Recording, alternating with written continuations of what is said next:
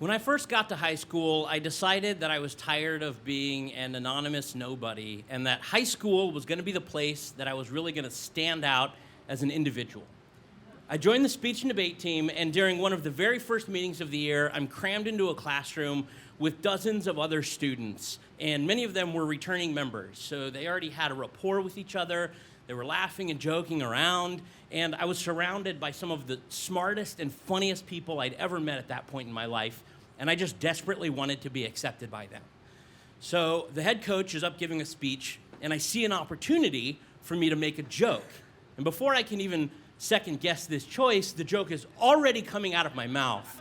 And I can't remember the context of the joke at this point. I just remember my brain saying, "Paul, what are you doing? You're gonna reveal yourself to be an idiot to these people immediately." But it was too late. The joke was already out there, and I was rewarded with the rich sound of laughter.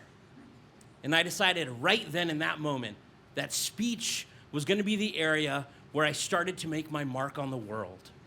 And as the laughter was subsiding, someone in the class said, "Oh my God, that is so Nick Frank."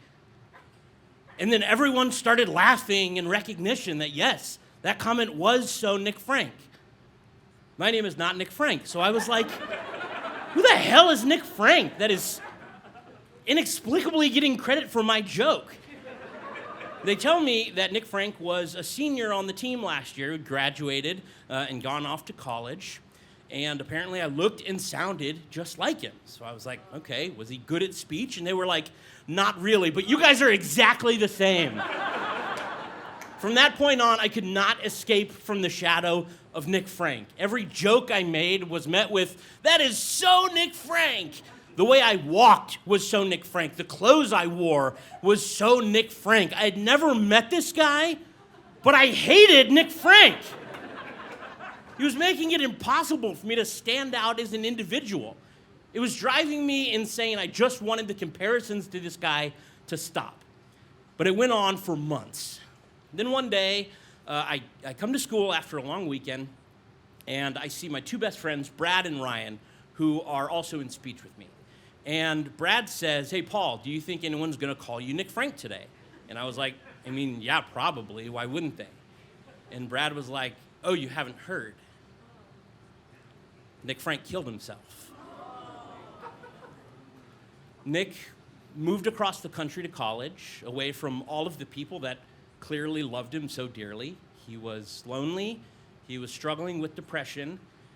And on Halloween, he swallowed a bottle of sleeping pills while listening to Louis Armstrong's "What a Wonderful World" on repeat.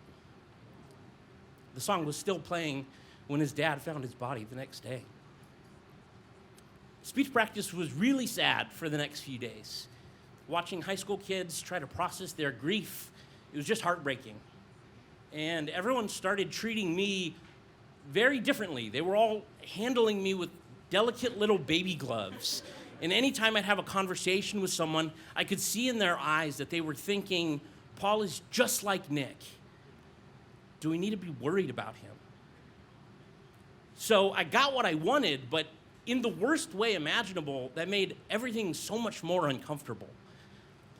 So as the months went on, things started to normalize a little bit, and I was able to start making connections and friendships with some of these people on a personal level. But interacting with the people that knew him the best was always bittersweet from that point on. Like one of his best friends, Drew, who grew up and named his kid after Nick. Or his girlfriend, Brandy, who's one of my best friends. Or our head coach, Meg. You know, there was so many times I'd be talking with them, and I could just recognize the look on their face when I had said or done something that reminded them of Nick.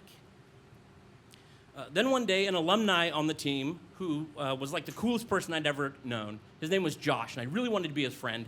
He invited me to my first college party, and it was awesome. And I was hanging out with all of these older kids that had no preconceived notions of me, and at one point I look around the party, and I can't see Josh. So I go outside, and I find him, and he's sitting on a little wall by himself, and he's just looking up at the sky, and it's filled with stars. And it was so quiet outside. And he looked really pensive, so I just sat next to him for a really long time, until Josh said, Paul, I'd really love hanging out with you because I really like you as a person.